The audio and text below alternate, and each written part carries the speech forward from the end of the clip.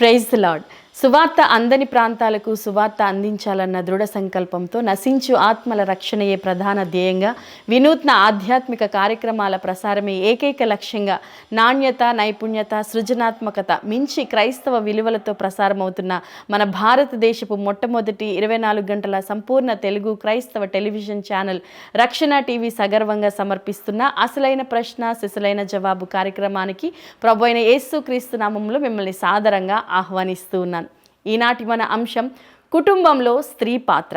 ఈ చక్కని అంశం గురించిన చక్కని వివరాలు తెలియచేయడానికి దేవుని చేతిలో బహుబలంగా వాడబడుచున్న దైవజనులు ప్రవీణ్ పగడాల గారు అందుబాటులో ఉన్నారు. ఇంకా ఆలస్యం చేయకుండా కుటుంబంలో స్త్రీ పాత్రను గురించిన అంశాలు వారితో చర్చిద్దామా?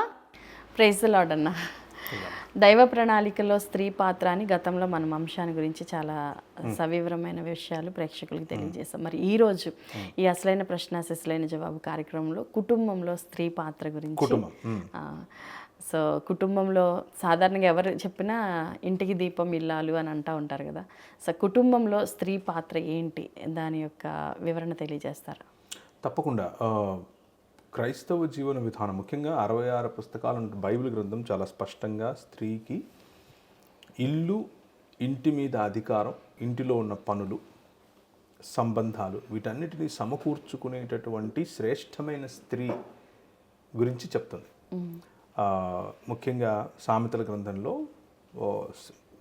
గుణవతి అయిన స్త్రీ గురించినటువంటి వివరణ చాలా స్పష్టంగా అనిపిస్తుంది. అందులో ఆమె చేసేటటువంటి పనులు, ఆమె చేసే వ్యాపారం, ఆమె చేసే పొదుపు, ఆమె కలుపుకుని పోయే సంబంధాలు, భర్త, పిల్లలు, అలాగే ఎక్స్టెండెడ్ ఫ్యామిలీని ఆమె ఏ విధంగా కట్టుకుంటూ వస్తుంది, ఏ విధంగా అభివృద్ధి వైపుకు తీసుకెళ్తూ వస్తుంది అన్న డిస్క్రిప్షన్ ఇస్తూ స్త్రీకి కుటుంబంలో ఉన్నటువంటి లేకపోతే కుటుంబాన్ని కట్టుకోవటంలో ఉన్నటువంటి బాధ్యతను బైబిల్ గ్రంథం చాలా స్పష్టంగా మనకు తెలియజేస్తుంది. సో బైబిల్ యొక్క వివరణలో మనకు అర్థమేమవుతుంది అని అంటే, స్త్రీ యొక్క పాత్ర కుటుంబాన్ని కట్టుకోవటానికి, కుటుంబాన్ని ఏలటానికి, కుటుంబాన్ని నడిపించడానికి, కుటుంబాన్ని అభివృద్ధి పదంలోనికి తీసుకెళ్ళటానికి ప్రధానమైనటువంటి పాత్ర అని మనకు అర్థమవుతుంది. ఓకే. ఇప్పుడు యాక్చువల్గా ఇదివరకంటే స్త్రీలు కుటుంబంలో కేవలం వంటగదికి మాత్రమే పరిమితం అయిపోయిన పరిస్థితి. ఇప్పుడు చాలా రెస్పాన్సిబిలిటీస్, అంటే మీరు అన్నట్టుగా చాలా యాక్టివిటీస్లో ఇన్వాల్వ్ అవ్వడం, కానీ ఇన్ని రకాలైనటువంటి యాక్టివిటీస్లో ఇన్వాల్వ్ అవుతూ ఇప్పుడు ఫాస్ట్గా వెళ్తున్న ఈ జనరేషన్లో ముందుకు కొనసాగుతున్నప్పుడు దాన్ని ఎట్లా బ్యాలెన్స్ చేసుకుంటా ముందుకెళ్ళాలంటారు? చక్కటి ప్రశ్న. అంటే పాత రోజుల్లో మాత్రమే వంటగదికి పరిమితమయ్యారు అని అంటే అది నిజమే, పాత రోజుల్లో అయ్యారు, ఇప్పుడు కూడా అవుతున్నారు అయ్యేవాళ్ళు కొంతమంది. వంటగదికి పరిమితం అవటం తప్పేమీ కాదు, వంటగదిలో ఉండటం తప్పేమీ కాదు, అది కూడా శ్రేష్టమైనటువంటి పనుల్లో ఒకటే. కాకపోతే దేవుడు మీకు ఇచ్చినటువంటి తలాంతులు, దేవుని యొక్క ప్రణాళికను తెలుసుకున్న తర్వాత వాటికి కేవలం నువ్వు స్త్రీవి కాబట్టి ఆ ప్రణాళిక, దేవుడిచ్చినటువంటి పిలుపు, దేవుడిచ్చినటువంటి తలాంతులు నువ్వు వాడటానికి వీలు లేదు అని చెప్పటం తప్పు. లేకపోతే కేవలం నువ్వు పురుషుడివి కాబట్టి నీకు ఒకవేళ దేవుడిచ్చినటువంటి తలాంతుల్లో కలినరీ ఆర్ట్స్ లేకపోతే క్విజీన్స్ తయారు చేసే ఆర్ట్స్ ఉన్నాయి కాబట్టి నువ్వు అసలు వంటింట్లోకే వెళ్ళకూడదు అన్నటువంటి సంస్కృతి తప్పు. అలాంటి సంస్కృతిని దేవుని వాక్యం ఒప్పుకోదు. ఉదాహరణకు ఇళ్లలో నువ్వు మగపిల్లడివి, నువ్వేం చేస్తున్నావు కిచెన్లో, నువ్వు ఆడపిల్లవి, నువ్వు ఇప్పుడు కిచెన్లోనే ఉండాలి అన్నటువంటి సంస్కృతి ఏదైతే చెప్తున్నారో ఇది మన పద్ధతి అని, అది ససేమిరా తప్పు. దానిని బైబిల్ ఒప్పుకోదు. పురుషుడైనా స్త్రీ అయినా, ఆడపిల్లైనా మగపిల్లైనా సరే వారి పనులు వారు చేసుకోవాలి. వారు వీలైతే వంటగదుల్లో వాళ్ళు కలిసి నేర్చుకొని ముందుకెళ్ళే సమయం వచ్చింది, అది జరగాలి. అలాగే స్త్రీలు, బాలికలు ముఖ్యంగా చదువుకోవాలి. ఎంత విద్యను అభ్యసిస్తే అంత భవిష్యత్తులో కుటుంబాన్ని కట్టుకునేందుకు ఉపయోగపడుతుంది. విద్యను అభ్యసించకుండా అమ్మాయి కాబట్టి ఎక్కువగా చదివిస్తే మళ్ళీ అంత ఎక్కువగా చదువుకున్నటువంటి అబ్బాయిని తీసుకొని రావాలి అన్నటువంటి ఆలోచన నుంచి బయటకు రావాలి క్రైస్తవ సమాజం. ఎందుకు అనంటే అమ్మాయి అయినా అబ్బాయి అయినా సరే పెళ్లి కోసమో ఇంకో దేనికోసమో విద్యను అభ్యసించకూడదు. విద్యే, పెళ్ళే, వాడి జీవితమే. జీవితాన్ని జీవితంగా చూడాలి. శ్రేష్టమైన జీవితం కావాలి అని అంటే మంచి విద్య, మంచి దాన్ని విజ్ఞానం, అలాగే విద్యా విజ్ఞానాలతో పాటు ఇంటిని చక్కబెట్టుకోగలిగినటువంటి సమయస్ఫూర్తి, ఇదంతా ఎడ్యుకేషన్ కిందికే వస్తుంది. పుస్తకాలు చదివితేనే ఎడ్యుకేషన్ కాదు. వంటింట్లోనూ ఎడ్యుకేషన్ ఉంటుంది, అలాగే హౌస్ మేనేజ్మెంట్లోనూ ఎడ్యుకేషన్ ఉంటుంది. దాంట్లో సైకాలజీ అంటే పిల్లలను అలాగే పెద్దవాళ్ళను ఏ విధంగా కలుపుకొని తీసుకుని వెళ్ళాలి అన్నటువంటి సైకలాజికల్ ట్రైనింగ్ ఎడ్యుకేషన్ కూడా ఉంటుంది. ఇదంతా పాత రోజుల్లో తల్లులు లేకపోతే అమ్మమ్మలు నాయనమ్మలు చెప్పేవాళ్ళు. ఇప్పుడు ఆ ఫ్యామిలీస్ మెల్లిగా న్యూక్లియర్ ఫ్యామిలీస్ అవుతున్నాయి. అంటే కేవలం నేను, నా భార్య, నా పిల్లలు అనేటటువంటి ఫ్యామిలీస్లో కూడా వచ్చేసారు. అలాంటి సంస్కృతిలో ఉన్నాం కాబట్టి వీలైనంత వరకు స్త్రీల దగ్గరే ఈ బాధ్యత ఎక్కువ ఉంటుంది. పురుషుడి తరఫు తల్లిదండ్రులనైనా తమ సొంత తల్లిదండ్రులనైనా సరే ఒకవేళ వీలైతే ఉన్నటువంటి ఆదాయం సరిపోతే కలిసికట్టుగా ఆదాయాన్ని కనుక పంచుకోగలిగితే అందులో ఉన్నటువంటి అడ్వాంటేజెస్ డిసడ్వాంటేజెస్ రెండూ ఉన్నాయి. కానీ వీలైతే అని చెప్తున్నాను, వీలైతే కనుక కలిసి కనీసం వారానికి 2-3 సార్లు కలిసి భోంచేయగలిగినటువంటి మంచి ఆరోగ్యకరమైనటువంటి వాతావరణాన్ని క్రియేట్ చేయటం స్త్రీలకు మాత్రమే సాధ్యమవుతుంది, పురుషులకు కాదు. పురుషుడు కూడా చెయ్యొచ్చు, చేయాలనుకుంటే చెయ్యాలి కూడా. బయటకు వెళ్ళి పని చేస్తాడు కాబట్టి ఎక్కువ సమయం మార్కెట్లో ఉంటాడు కాబట్టి ఎక్కువ సమయం ఒళ్ళుంచి కష్టపడి పని చేసేటటువంటి పరిస్థితుల్లో ఉంటాడు కాబట్టి వీటిపైన ధ్యాస అంత ఉండకపోవచ్చు. కానీ ఒకవేళ స్త్రీ కూడా బయటకు వెళ్ళి పని చేస్తోంది అనుకోండి, ఆఫీసులకు వెళ్తున్నారు, కొంతమంది హోటల్స్ నడుపుతున్నారు, రెస్టారెంట్స్ నడుపుతున్నారు, సొంత వ్యాపారాలు ఉంటున్నాయి, ఇవన్నీ చేస్తున్నారు. సో ఇలాంటి సమయాల్లో ఇప్పుడున్నటువంటి సాంస్కృతిక నేపథ్యంలో స్త్రీ పురుషులు ఇద్దరు అంటే భార్యాభర్తలు ఇద్దరు కలిసి కూర్చుని కుటుంబాన్ని కట్టుకునేందుకు పిల్లలకు అమ్మమ్మ, నాయనమ్మ, తాత, చిన్నాయన, పెదనాయన, మామ ఇలాంటి సంబంధాలను నేర్పించాలి. ముఖ్యంగా హైదరాబాద్ లాంటి నగరాల్లో ఈ సంబంధాలకు విలువ లేదు. ఎందుకంటే అంకుల్ అని ప్రతి ఒక్కడిని అంటున్నాడు, ఆంటీ అని ప్రతి ఒక్కళ్ళని అంటున్నారు. అందరూ మాదిరే వీళ్ళు అని అనుకుంటారు. అలా కాదు, స్పష్టంగా ఒరే ఈడు నా తమ్ముడు అంటే నీకు మామ అవుతాడు, వీడు మీ నాన్న తమ్ముడు, చిన్నాన్న అవుతాడు, బాబాయ్ అవుతాడు. ఈ సంబంధాలు చెప్పగలిగి నేర్పించగలిగి వాళ్ళను ఇష్టపడరు పిల్లలు ఈరోజు. ముఖ్యంగా జనరేషన్ జీ ప్రజలతో కలవటానికి ఇష్టపడరు. ఎంతసేపు ఏ టీవీనో ఏ వీడియో గేమో అనుకుంటారు. కానీ ఇల్లు కట్టుకుండటానికి దేవుడు ఇచ్చినటువంటి బాధ్యతలో ముఖ్యంగా సామెతల గ్రంథంలో చెప్పిన గుణవతి అయిన స్త్రీని గురించినటువంటి మాటలు ఏవైతే ఉన్నాయో వాటిని గనక జ్ఞాపకం చేసుకుంటే స్త్రీ ఈ పని చేయొచ్చు, చాలా బాగా చేసే అవకాశం స్త్రీకి ఉంది. ఓకే. అయితే ఇప్పుడు పిల్లల్ని సాకే ముందు ఫస్ట్ ఆఫ్ ఆల్ మెయిన్గా ఫ్యామిలీలో ఉమెన్కి ఉండే స్ట్రగుల్ ఏంటంటే మా బైబిల్లో చెప్పబడుతున్నట్లుగా భర్త ఏమో భార్యను ప్రేమించాలి, భార్య ఏమో భర్తకు లోబడాలి, భర్త ఏమో భార్యను ప్రేమించాలని. సో ఈ లోబడే విషయంలో చాలా స్ట్రగుల్ ఉంటుంది.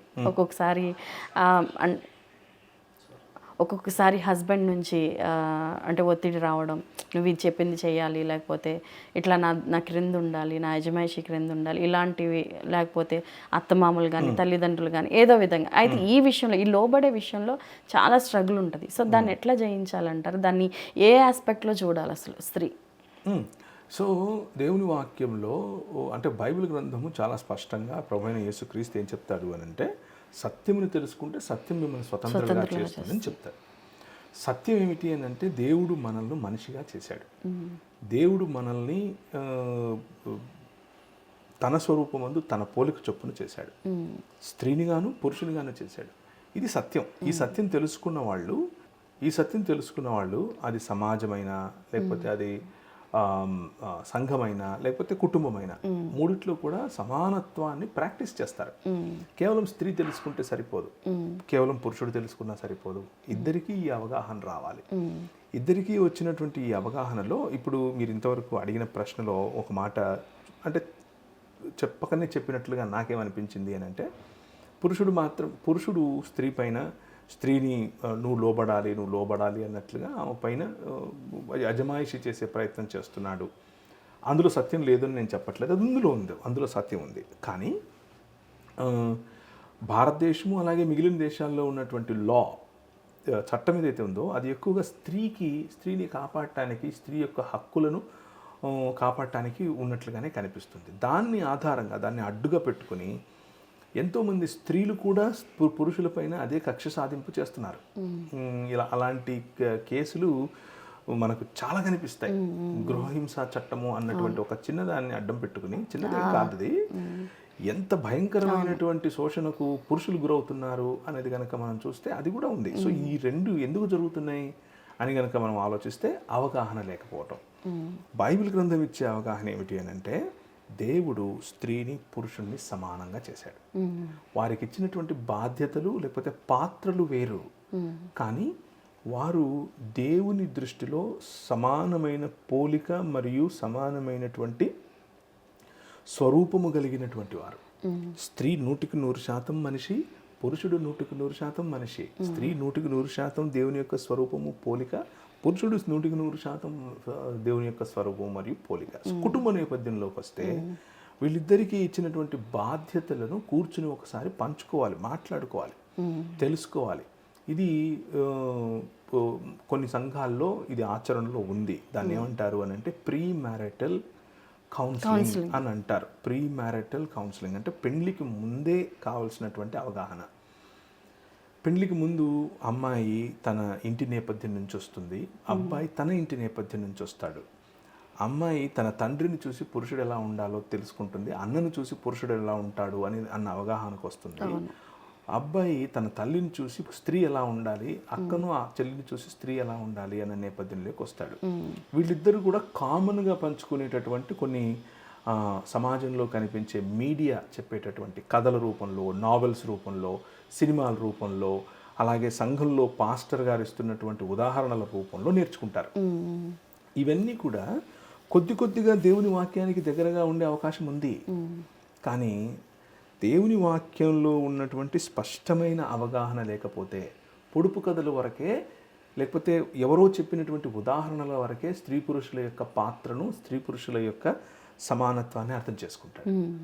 దేవుని వాక్యం ఒక్కటే మనకు వెలుగును ఇవ్వగలదు. దేవుని వాక్యం స్పష్టంగా ఏం చెప్తుంది అని అంటే, స్త్రీకి దేవుడిచ్చినటువంటి అధికారం, స్త్రీకి దేవుడిచ్చినటువంటి సమానత, స్త్రీకి దేవుడిచ్చినటువంటి దేవుని స్వరూపము మరియు పోలిక చొప్పున గుణవతి అయి ఆమె ఏ విధంగా ఇల్లును కట్టుకోవచ్చు అని చెప్తున్నాడు. అలాగే స్త్రీని ఏ విధంగా గౌరవించాలి నేర్చుకుంటాం. ఆ గౌరవం ప్రేమ రూపంలో వస్తుంది, ఆమె కోసం చేసే త్యాగం రూపంలో వస్తుంది, ఆమె కోసం శ్రమలు అనుభవించడానికి కూడా సిద్ధమయ్యేటటువంటి నిర్ణయం రూపంలో వస్తుంది. దీనికి దేవుడు ఇచ్చినటువంటి ఉదాహరణ తనే స్వయంగా క్రీస్తుగా ఇచ్చినటువంటి ఉదాహరణ. అంటే సంఘము కోసం క్రీస్తు ఏ విధంగా ప్రాణం సైతం పెట్టాడో అలాంటి ప్రేమను చూపించటం అన్నది పురుషులకు ఇవ్వబడినటువంటి మాదిరి. ఈ మాదిరి సినిమాల్లో కనిపించదు, నవల్స్లో కనిపించదు, లేకపోతే పాస్టర్ గారు చెప్పేటటువంటి అన్ని చోట్ల ఎప్పుడూ కనిపించదని నేను చెప్పట్లేదు, తక్కువ కనిపిస్తుంది. ఈ మాదిరి సంపూర్ణత కేవలం క్రీస్తు క్యారెక్టర్లో, కేవలం క్రీస్తు యొక్క ఆ పాత్రలో మాత్రమే కనిపిస్తుంది. దాని నుంచి నేర్చుకోవాలి. అలాగే క్రీస్తు సంఘము కోసం ప్రాణం ఎలా పెట్టాడో అంతగా తన సొంత భార్యను పురుషుడు ప్రేమించాలని ఏ విధంగా ఉందో, అలాగే క్రీస్తుకు సంఘం ఏ విధంగా లోబడుతుందో అలా స్త్రీ తన పురుషునికి లోబడాలి అని చెప్తోంది. స్త్రీ పురుషునికి లోబడాలి అని అంటే పురుషుడు స్త్రీని లోబడేలా చెయ్యాలి అని అర్థం కాదు. దాని అర్థం అది కాదు. ఇది స్వచ్ఛందమైనటువంటి, క్రీస్తు ఏ విధంగా స్వచ్ఛందంగా తన ప్రాణం పెట్టాడో, సంఘం ఏ విధంగా స్వచ్ఛందంగా క్రీస్తును అనుసరిస్తుందో, అలాగే స్త్రీ పురుషుడిని స్వచ్ఛందంగా అనుసరించాలి, తన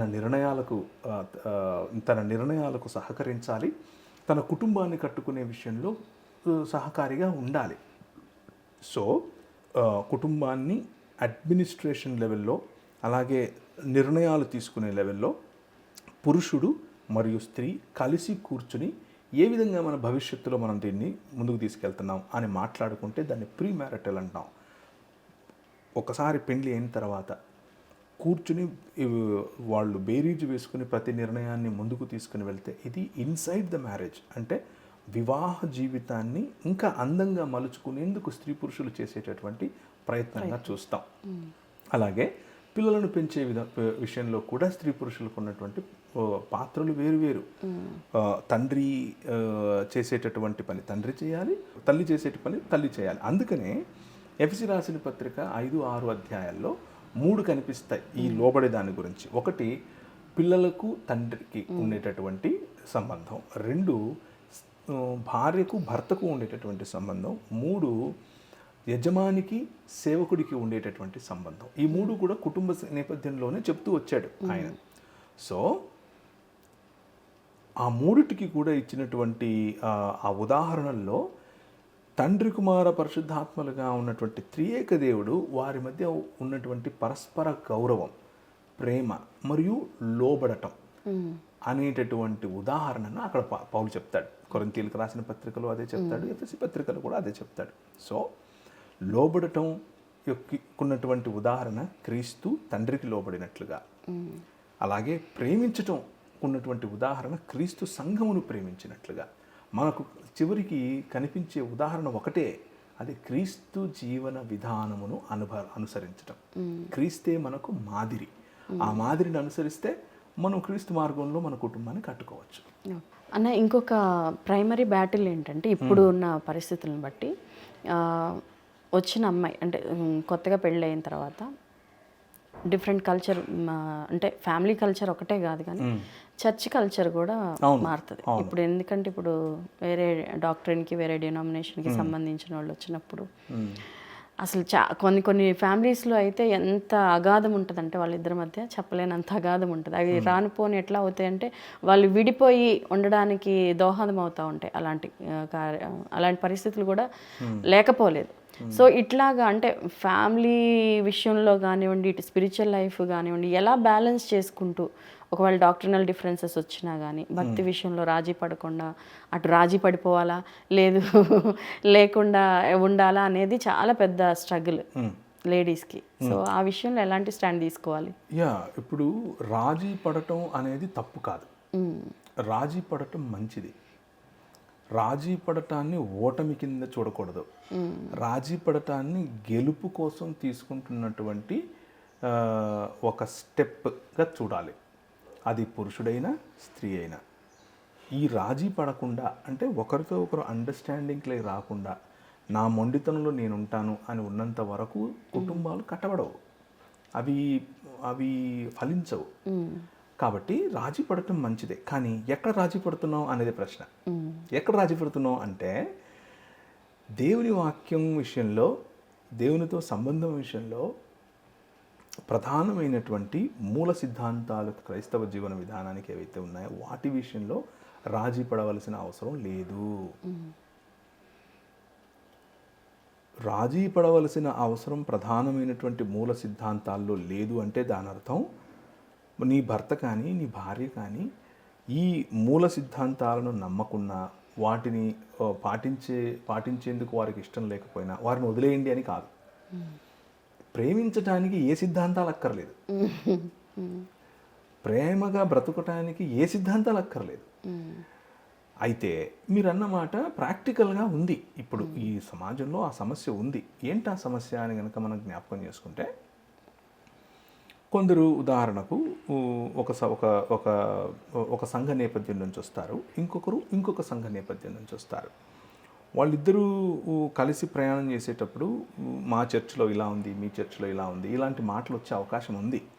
అయితే దీనికి బెస్ట్ సొల్యూషన్ ఏంటంటే పెళ్ళికి ముందే కూర్చుని వీటిని ఆలోచించాలి, మాట్లాడుకోవాలి. ఇది ఒక ఆరోగ్యకరమైనటువంటి చర్చ, అది తప్పేం కాదు.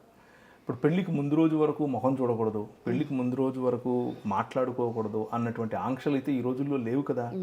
చాలా చక్కగా ఒకరినొకరు మాట్లాడుకుంటున్నారు, పెద్దల సమక్షంలోనే ఒకరితో ఒకరు పంచుకుంటున్నారు, వారికి ఉన్నటువంటి మనోభావాలు పంచుకుంటున్నారు, వారికి ఉన్నటువంటి దాన్ని ఏమంటారు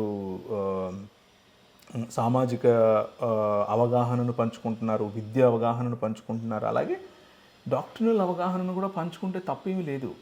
కొందరు సంఘాల్లో స్త్రీ ముసుగు వేసుకోకపోయినా పర్వాలేదు, కొంతమంది ముసుగు వేసుకొని తీరాలి అని చెబుతారు. కొందరు సంఘాల్లో చక్కగా వాళ్ళకు నచ్చిన రంగు వేసుకుని వెళ్ళొచ్చు, ఇంకొన్ని సంఘాలు లేదు ఆదివారం తెల్లదే కట్టుకొని రావాలి అని చెప్తారు. ఇవి చిన్న చిన్నవి, ఇక్కడ కాంప్రమైజ్ అవ్వటానికి సంతోషంగా అవ్వచ్చు. వీటి వల్ల ఒరిగేది ఏమీ లేదు, వచ్చేది లేదు, పోయేది లేదు. సో కూర్చుని మాట్లాడుకోవటం వల్ల దీనికి పరిష్కారం దొరికిపోతుంది. కానీ కొన్ని ఉంటాయి, కొన్ని తెలియకనే లోపల ఉంటాయి. అవి కూర్చుని మాట్లాడుకోకుండా పోతే అవి ఒక మెల్లిమెల్లిగా అవి ఒక పెద్ద ఇదిగా మారుతాయి. ఉదాహరణకు ఇది కొంచెం వినటానికి ఎబ్బెట్టుగా ఉన్నా కానీ కొన్ని సంఘాల్లో జరిగేదే. స్త్రీ పురుషులు కొంతమంది కలిసి కూర్చోవటానికి ఒప్పుకోరు. నువ్వు స్త్రీలు ఇలా కూర్చోవాలి, పురుషులు ఇలా కూర్చోవాలి. చాలా మైనర్ ఇది, చాలా సిల్లీ కూడా. కానీ దానివల్ల స్త్రీ పురుషులు ఇద్దరు అక్కడికి సంఘానికి వెళ్ళాలి అని అంటే మన ఇద్దరం వేరు కూర్చోవాలి, ఎందుకులే సంఘమే వెళ్లకుండా ఉంటే పోలా అనే నిర్ణయానికి వచ్చేటటువంటి కపుల్స్ నేను చాలామందిని చూశాను. అలా సంఘానికి దూరం అవ్వకండి. ఎక్కడైతే మీకు స్వతంత్రంతో మీరు కలిసి కూర్చుని దేవుణ్ణి ఆరాధించగలిగేటటువంటి అవకాశం ఉందో అలాంటి చోట్లకు మీరు వెళ్ళటం తప్పేమీ లేదు, వెళ్ళాలి. ఒకవేళ ఆ 1 గంట దూరంగా కూర్చుంటే మాకేం ఇబ్బంది లేదు, మేము కాంప్రమైజ్ అవ్వగలము అని అనుకుంటే అలా చేయండి, తప్పేమీ లేదు. స్థానిక సంఘానికి ముడిపడి ఉండొచ్చు. సో వేరు సంఘ నేపథ్యాల నుంచి వచ్చిన వాళ్ళు గుర్తుంచుకోవాల్సిన విషయం ఏమిటి అని అంటే, చాలా విషయాలు చాలా సిల్లీగా, చాలా పెద్ద వాల్యూ లేని విషయాలు ఇవి. వాటిని పెద్దగా పట్టించుకోవాల్సిన అవసరం లేదు. కొన్ని విషయాలు చాలా గంభీరమైనవి. ఉదాహరణకు దేవుని త్రియేకత్వం, యేసుక్రీస్తు యొక్క దైవత్వం, కన్యమరియకు పుట్టినటువంటి విషయం, ఒకే సంఘం అన్నటువంటి విషయం, అలాగే మనుషులను ప్రేమించే విషయం, మనుషులను సంఘములో ఉండాల్సినటువంటి సమానత్వం గురించిన విషయం, ఇవి రాజీ పడకూడనటువంటి విషయాలు.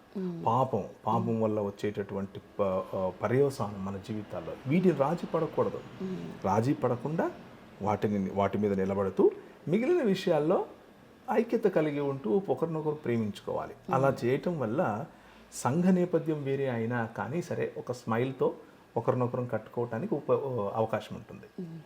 ఇప్పుడు ఒక కుటుంబంలో స్త్రీకి ఎన్నో సవాళ్ళు ఉంటాయి. అంటే ఒక్కొక్కసారి అది హస్బెండ్ నుంచి, ఒక్కోసారి పిల్లల అవిధేయత నుంచి, ఇలాగ చాలా మానసికంగా సంఘర్షణ వస్తూ ఉంటుంది. అటువంటి సమయంలో దేవుని మీద తను ఎలా ఆధారపడాలి? అంటే తన సొంత శక్తి సరిపోదు కదా ఆ టైంలో. వాళ్ళతో ఎలాగా మాట్లాడాలి, ఈ విషయాల్లో చాలా పోరాటం ఉంటుంది. ఆ విషయంలో ఎలా ఉండాలంటారు తను ఎదుర్కొనే సవాళ్ళ మధ్యలో? ఇప్పుడు స్త్రీలకు వచ్చేటటువంటి సవాళ్లే కాదు ఇవి పురుషులకు కూడా వచ్చేటటువంటి సవాళ్లే. స్త్రీ పురుషులు ఇద్దరికి కూడా పిల్లలను పెంచే క్రమంలో, అత్తమామల విషయంలో, ఎక్స్టెండెడ్ ఫ్యామిలీ వాళ్ళు వచ్చే విషయంలో కొంచెం ఇబ్బందులు ఉంటాయి. ముఖ్యంగా కొత్తగా పెళ్ళైన సమయంలో ఇవన్నీ కూడా మార్పులు. స్త్రీకి ముఖ్యంగా తన ఇంటిని విడిచి, ఒకవేళ మనకున్నటువంటి తెలుగు సంస్కృతిలో తన పుట్టింటిని విడిచి మెట్టినింటికి వస్తుంది. అలా మెట్టినింటికి వచ్చిన క్రమంలో అక్కడ ఉన్నటువంటి పద్ధతులు నేర్చుకోవటం, అక్కడ ఉన్నటువంటి ప్రజలను గుర్తుపట్టడం, అక్కడ ఉన్నటువంటి పిల్లలను పెంచేటటువంటి పద్ధతులు తెలుసుకోవటం, ఇవన్నీ ఉంటాయి. అయితే ఆ సమయంలో స్త్రీకి, అంటే భార్యకి భర్త తోడు చాలా అవసరం. భర్తే నిలబడి ఈమెకు కావలసినటువంటి స్పేస్, ఈమెకు కావలసినటువంటి స్వాతంత్రాన్ని క్రియేట్ చేయాలి. అలా చేసే క్రమంలో కొద్దిగా ఫ్రిక్షన్ కూడా వస్తుంది. ముఖ్యంగా అత్తకు కోడలికి మధ్య, అలాగే తల్లిదండ్రులకు పురుషునికి మధ్య కూడా వస్తుంది. అయినా కానీ స్టాండ్ తీసుకోవాల్సినటువంటి బాధ్యత, వాటిని అడ్రస్ చేయాల్సినటువంటి బాధ్యత మాత్రం పురుషుడు, స్త్రీది కాదు. కొత్తగా వచ్చినటువంటి ఆ అమ్మాయి ఇంట్లో స్థిరపడటానికి, తను స్వతంత్రంగా నిర్ణయాలు తీసుకోవటానికి, స్వతంత్రంగా పనులు చేయటానికి ఆమెకు స్పేస్ క్రియేట్ చేయాల్సినటువంటి బాధ్యత మాత్రం పురుషుడిదే. పురుషుడే తన తల్లికి, తన తండ్రికి, తన మిగిలిన బంధువర్గాలకు కూడా నచ్చ చెప్పుకోవాల్సిన బాధ్యత పురుషునిదే. మాటికి అమ్మాయి మీద ఎగరటం, అమ్మాయి మీద దాన్ని ఏమంటారు, పరుషంగా మాట్లాడటం, అలాంటివి చేయకూడదు. అది బైబిల్ చెప్పేటటువంటి అలాంటి వ్యక్తిత్వం బైబిల్ ఒప్పుకోదు. అలాగే ఇక తన ఇష్టం వచ్చినట్లుగానే జరిగించుకోవడం కోసం అమ్మాయి కూడా పాకులాడకూడదు. వీలైనంత వరకు అడ్జస్ట్మెంట్ మెంటాలిటీ ఉండేటట్లుగానే ప్రయత్నం చేయాలి. ఇక్కడ ప్రధానంగా ఒక చోట ఒక విషయం గమనించాల్సింది ఏంటంటే, కుటుంబమును కట్టుకునేటటువంటి వ్యవస్థలో మనము తన తల్లిదండ్రులను విడిచి వస్తున్నటువంటి స్త్రీని గౌరవిస్తూ, తన తల్లిదండ్రులను మానసికంగా వారిపైన ఆధారపడకుండా ఇక మానసికంగా తన భార్యపైననే ఆధారపడాలి అని నేర్చుకోవటం పురుషుడికి చాలా ముఖ్యం. అలా ఉండకపోతే ప్రతిదానికి ఇంకా అమ్మ దగ్గరికి, ప్రతిదానికి ఇంకా నాన్న దగ్గరికి, ప్రతిదానికి ఇంకా అన్న దగ్గరికి, వదిన దగ్గరికి, వాళ్ళ మీదనే ఆధారపడితే ఇప్పుడు భార్యకి ఇవ్వాల్సినటువంటి స్థానాన్ని ఇవ్వకుండా దూరమైనట్లు అవుతుంది. దానివల్ల ఈ సమస్యలు వస్తాయి. అలా రాకుండా చూసుకోవటానికి స్వయం ప్రతిపత్తి ఆమెకి ఇవ్వాలి. తన కుటుంబాన్ని నిర్మించుకోగలిగినటువంటి స్వయం ప్రతిపత్తి ఇవ్వాలి. అయితే దానికి ఉన్న ఎక్స్ట్రీమ్ ఏంటి అని అంటే, భార్య రాగానే 2వ రోజు 3వ రోజులు అయితే 2వ వారం 3వ వారం మనం పక్కకెళ్ళిపోయి ఉందాం అన్నటువంటి నిర్ణయం. ఆ పక్కకెళ్ళిపోయి ఉందాం అన్నటువంటి నిర్ణయం ఈరోజు నువ్వు తీసుకుంటున్నావు బాగుంది, రేపు నీ కొడుకులు కూడా తీసుకుంటారు, రేపు నీ కూతుళ్ళు కూడా తీసుకుంటారు. సో దానివల్లనే సమాజం మొత్తం కూడా పాశ్చాత్యీకరణ అవుతుంది. ఇది మనకు దాన్ని ఏమంటారు, బైబిల్ చెప్పేటటువంటి సిద్ధాంతం ఏమీ కాదు ఇది. చాలామంది అనుకుంటారు అలా, బైబిల్ అలా చెప్తోంది అని. లీవ్ అండ్ క్లీవ్ అని చెప్తారు. లీవ్ అండ్ క్లీవ్ అనేది వాళ్ళను చూసుకోకుండా, వాళ్ళతో ఉండమని దాని అర్థం కాదు. మానసికంగా మన ఇప్పుడు ఏకమవ్వాల్సింది ఇంతకు ముందు వరకు నీకున్నటువంటి తల్లిదండ్రుల యొక్క సంబంధం కాదు. ఇప్పుడు భార్య అనేటటువంటి నీకంటూ ఒక కుటుంబాన్ని ఏర్పరిచే ఒక సంబంధంలోకి నువ్వు వచ్చావు. ఇప్పుడు మానసికంగా నువ్వు ఆధారపడాల్సింది ఇక్కడ అన్నటువంటి భావనే తప్ప, మీరు దూరం అయిపోండి, ఇక వాళ్ళని చూసుకోక్కర్లేదు, ఇప్పుడు మీకు రెక్కలు వచ్చేసాయి ఎగిరిపోండి, ఇది పాశ్చాత్య ఆలోచన విధానం. అలా వెళ్లకుండా ఉండటం మంచిది. మనం మన సమాజాల్లో వీలైనంత వరకు కూడా పెద్దవాళ్ళుగా ఉన్న వాళ్ళకి ఇచ్చేటటువంటి మాట, దేవుని వాక్యం ఇంతవరకు మనం చూసుకుంటున్నటువంటి ఎఫ్ఎస్సి రాసిన పత్రిక 5-6 అధ్యాయాల్లో కూడా మనం చూసేది ఏంటంటే, తండ్రులకు లేదా పెద్దవాళ్ళకి ఇచ్చేటటువంటి హితం ఏంటి అంటే, ఎంతసేపు గొనగటం అన్నది ఆపేయాలి. అలా చేయకూడదు. అలా చేయటం వల్ల పిల్లలను దూరం చేసుకుంటారు. మీరు ఎప్పుడు ప్రతి దాంట్లోనూ కంప్లైనింగ్ యాటిట్యూడ్ ఉండటం, దాన్ని ఏమంటారు, ఇక మీరు చెప్పినట్లు జరగాలి, ఇది నా ఇల్లు అన్నటువంటి ఆలోచన కారణం చేత కోడళ్లకు ఆ స్థానం రాకుండా పోతుంది, బాధ్యత రాకుండా పోతుంది, మీ నుంచి దూరం వెళ్ళాలి అన్నటువంటి ఆలోచనలోకి వస్తుంది. అది తప్పు. అలా జరగకూడదు. ఇంకొక ప్రధానమైన అంశం చెప్తాను, చాలా జాగ్రత్తగా. ఇది జరుగుతూ ఉంది మన సమాజాల్లో, అందుకు చెప్తున్నాను. ఏంటి అని అంటే, వెంటనే చేయి చేసుకోవటం. స్త్రీని పురుషుడు చేయి చేసుకుంటూ సంఘ నాయకుడుగా ఉంటున్నాడు అనంటే, లేకపోతే సమాజంలో క్రైస్తవుడిగా చలామణి అవుతున్నాడు అనంటే, నీకంటే దరిద్రమైనటువంటి జీవితం ఇంకొకటి లేదు. స్త్రీని చేయి చేసుకోవడం పురుషత్వం, మగతనం అని అనుకుంటే అది తప్పు. స్త్రీని మాట వినాలి అని అంటే నువ్వు చేయి చేసుకోవాలి అని అనుకుంటే అది తప్పు. సో ముఖ్యంగా వెంటనే స్త్రీ పైన చేయి చేసుకునేటటువంటి మగవాడు, పురుషుడు తన మగతనం చూపిస్తున్నాను అని అనుకుంటున్నాడేమో కానీ అది మగతనం కాదు.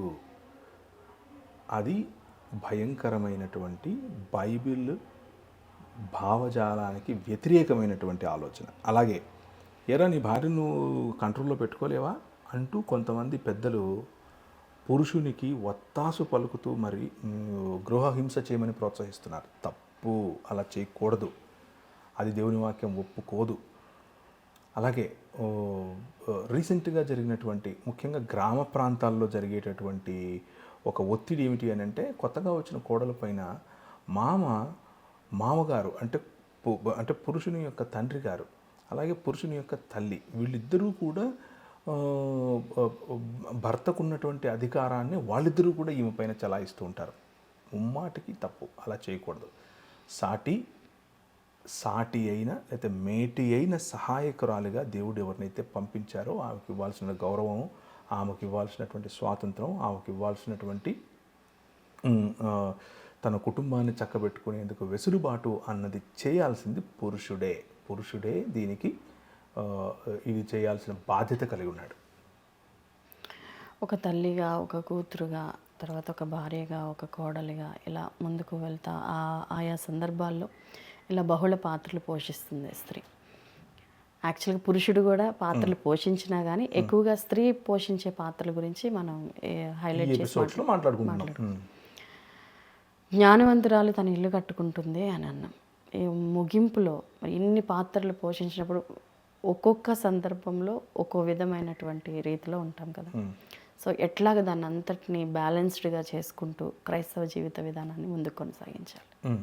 అంటే బ్యాలెన్స్ చేసుకోవటానికమ్మా దేవుడు ఇచ్చినటువంటి ఒక ఒక ఒక యునీక్ క్వాలిటీ అది స్త్రీలకు ముఖ్యంగా స్త్రీలకు అలాంటి భావజాలాన్ని, అలాంటి ఆలోచన విధానాన్ని, అలాంటి తగ్గింపును, అలాంటి నాయకత్వాన్ని దేవుడు ముందే ఇచ్చాడు. అంటే మరి ఇప్పుడు ప్రస్తుతం ఉన్న పరిస్థితులను బట్టి మూడ్ ఫ్లక్చుయేషన్స్ బాగుంటున్నాయి స్త్రీలకి కానీ ఎవరికైనా. ఊరిని ఇరిటేట్ అవ్వడం, తర్వాత ఈ సోషల్ నెట్వర్క్స్ తోటో, లేకపోతే పిల్లల బిహేవియర్ని బట్టో, హస్బెండ్ బిహేవియర్ని బట్టో, లేకపోతే తనకుండి ఇప్పుడు ఎందుకంటే ఇదివరకు చాలా ఆరోగ్యంగా ఉండేవాళ్ళు, ఇప్పుడు ఉన్న అనారోగ్య పరిస్థితులను బట్టో మూడ్ ఫ్లక్చుయేషన్స్ ఉండడము, సరిగ్గా ఇంకా మన మీద మనకే ఒకలాంటి విరక్తిలోకి వెళ్ళడం, ఇలాంటివన్నీ చూస్తూ ఉన్నాం కదా. కరెక్టే. మూడ్ స్వింగ్స్ అనేవి చాలా ఎక్కువగా ఉన్నాయి ఈ మధ్య. దానికి ఒక రకంగా చెప్పాలి అని అంటే ప్యాంపరింగ్, అధికంగా వాళ్ళను బుజ్జగించే, లేకపోతే వాళ్ళను మూతి ముడుచుకోగానే భర్త వెంటనే పరిగెట్టుకుంటూ వచ్చి ఏదో ప్రాధాయపడిపోతాడు అన్నటువంటి ఎక్స్పెక్టేషన్స్, మీడియా అదే చూపించడం, స్త్రీలు అదే ఫాలో అవ్వటం అనేది జరుగుతూ ఉంది. కానీ ఒకసారి చేస్తారు, 2 సార్లు చేస్తారు, 3 సార్లు చేస్తారు, 10 సార్లు చేస్తారు సంవత్సరంలో. లేకపోతే అది కనుక ఒక ప్రాక్టీస్గా, రెగ్యులర్ నామ్గా కనుక మారితే అది పురుషులే కాదు, స్త్రీలైనా ఎవరైనా, ఏ మనిషి ఎవరైనా సరే కొద్ది రోజులకు ఇంకా అంతేలేని వదిలేస్తారు, దాన్ని పట్టించుకోవడం మానేస్తారు. అప్పుడు ఆ హర్ట్ అనేది, ఆ గాయం అనేది చాలా లోతుగా హృదయంలో తగులుతుంది. అంటే నా భర్త నన్ను ఇంతకు ముందులాగా ప్రేమించట్లేదు, నేను అలిగినా కానీ నన్ను పట్టించుకోవట్లేదు, నన్ను బుజ్జగించట్లేదు అని ఒక రకమైనటువంటి స్వీయ హేయభావం, అంటే సెల్ఫ్ డిప్రేవిటీ, సెల్ఫ్ పిటీకి వెళ్ళిపోతారు. ఆ సెల్ఫ్ పిటీ, ఆత్మన్యూనతా భావం అనేది అది మనకు అంత ఆరోగ్యకరం కాదు. ప్లస్ దానివల్ల పిల్లల పైన కూడా ప్రభావం పడుతుంది. అలగటం, మూతి ముడుచుకోవటం, ఎప్పుడు మా అమ్మ ఇప్పుడు చేసేది కదా అని వాళ్ళు కూడా మెల్లిమెల్లిగా మీరు అలా అలిగినప్పుడు మిమ్మల్ని ఎలా కన్విన్స్ చేయాలనే ట్రిక్స్ వెతుక్కోవడం కోసం ఫోకస్ చేస్తారు, కానీ ఆరోగ్యకరమైన సంబంధంలోనికి రారు. దీనికి మీరు ఇచ్చినటువంటి ఇంకొక కారణము ఆరోగ్యం. ఇది మానసిక ఆరోగ్యం, శరీర ఆరోగ్యం కూడా. ఎక్కువ భాగం స్త్రీలు 40 దాటిన తర్వాత, 40+ వచ్చే వరకు, లేకపోతే 35 నుంచి 40 దాటే వరకు స్త్రీలు తమ శరీరం పైన ఎక్కువగా ఫోకస్ పెట్టడం మానేస్తారు. ఇక వాళ్ళ జీవితం అంతా పిల్లలు భర్త అనుకుంటారు.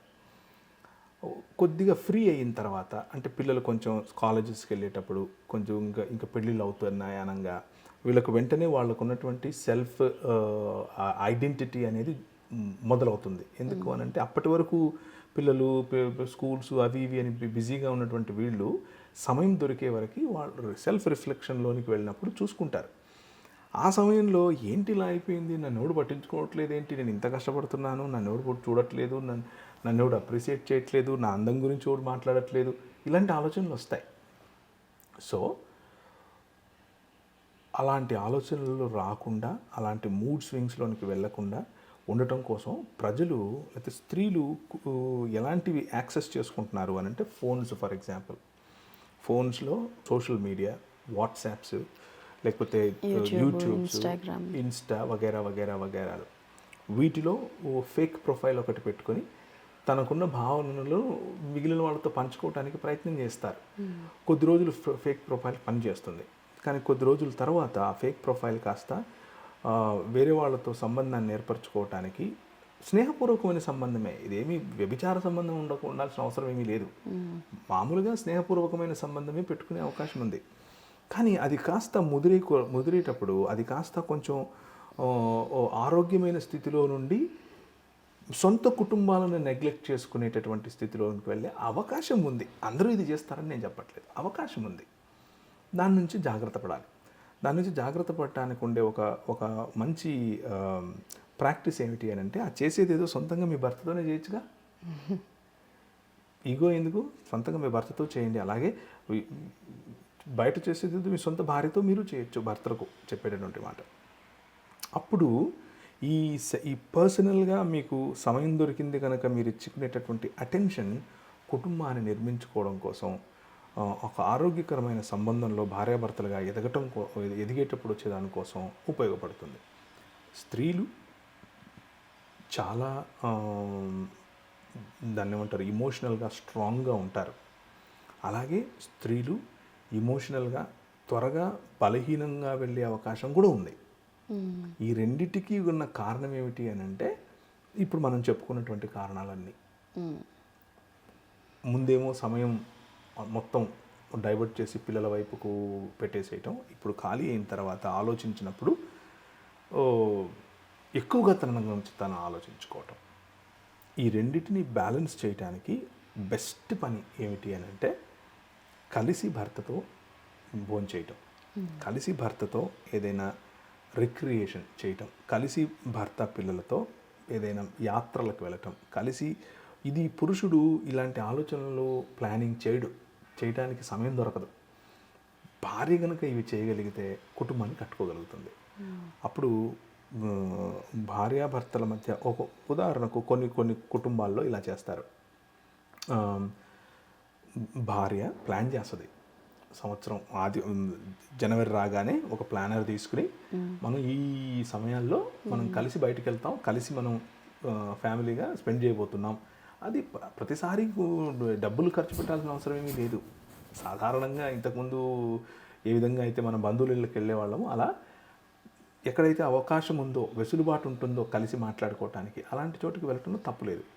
అలా ప్లాన్ చేసుకోవటం, ఏదైనా చర్చ్కి కొత్త ప్లేస్కి వెళ్ళాలి అని ఆలోచించుకోవటం, కొత్త పని కలిసి చేయాలి అని ఆలోచించుకోవటం, ఇవన్నీ ప్లానింగ్ కనుక స్త్రీ చేయగలిగితే, ఒకవేళ ఆమె పనిలో లేకపోతే, ఒకవేళ ఆమె వర్కింగ్ ఉమెన్ కాకపోతే, అప్పుడు కుటుంబాన్ని కట్టుకోవటానికి ఈమె చేసేటటువంటి, అంటే గుణవతి అయిన స్త్రీ, గుణవతి అయిన భార్య అనేది ఆడుకున్నాం, ఈ స్ట్రెస్ అంతా కూడా పోతుంది.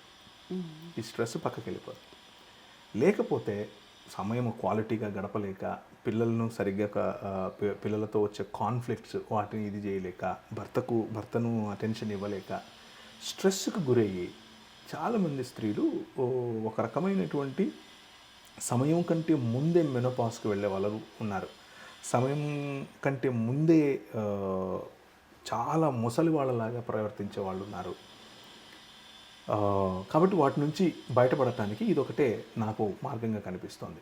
ఓకే, ఫైనల్ కంక్లూజన్ వర్డ్స్ ప్రేక్షకులకు తెలియజేస్తారు. కంక్లూజన్లో ఇలా వెసులుబాటును కనుక కలిగించేటటువంటి భర్త, ముఖ్యంగా కొత్తగా పెళ్ళైనటువంటి జంట వాళ్ళిద్దరు తీసుకునే నిర్ణయాల మధ్య ఒకవేళ తప్పుడు నిర్ణయాలు అయినా, ఒకవేళ అక్కడక్కడ కొంచెం బలహీనమైన నిర్ణయాలు అయినా కానీ, వారికి స్వాతంత్రాన్ని ఇస్తూ వారిని ప్రోత్సహించగలిగేటటువంటి కుటుంబ సభ్యులు, వీళ్ళ ద్వారా కుటుంబం నిర్మించబడుతుంది.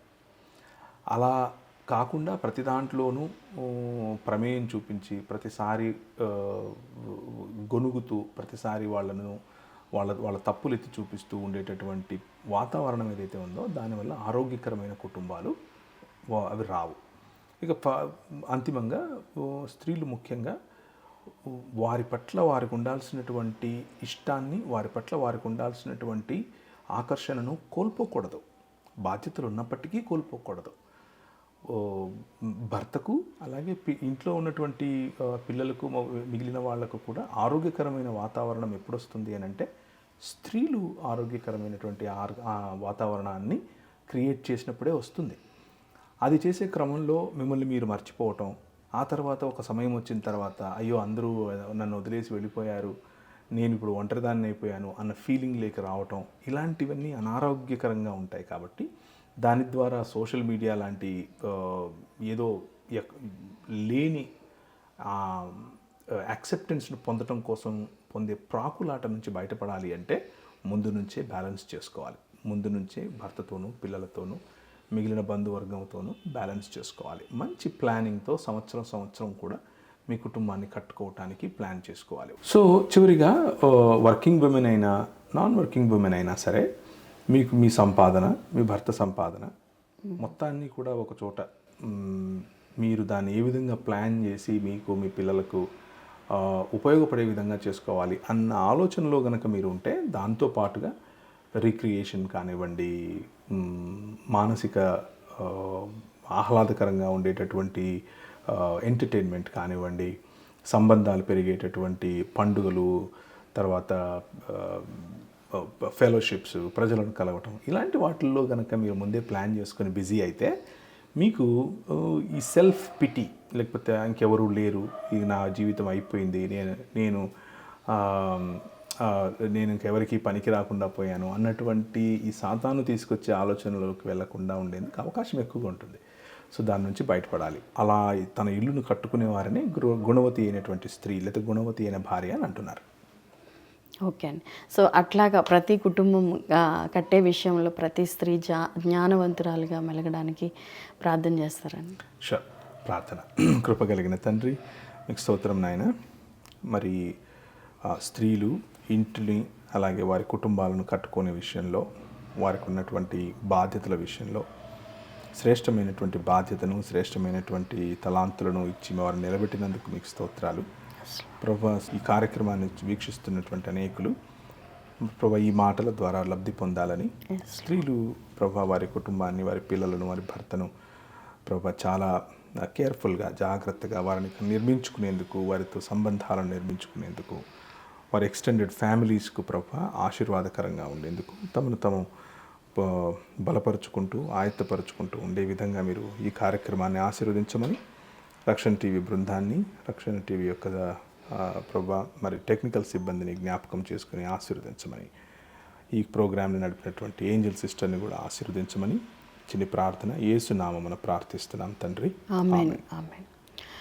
కుటుంబంలో స్త్రీ పాత్ర అనే అంశం గురించి దైవజనులు ప్రవీణ్ పగడాల గారు చాలా చక్కని వివరణ అనుగ్రహించారు కదా. మరి వీక్షించారు కదండి ఈనాటి అసలైన ప్రశ్న శిశులైన జవాబు కార్యక్రమాన్ని. కుటుంబంలో స్త్రీ పాత్ర అనే అంశం గురించి మీకు ఇంకా ఏమైనా ప్రశ్నలు ఉంటే టీవీ స్క్రీన్ మీద కనిపిస్తున్నటువంటి నెంబర్స్కి కాల్ చేయండి.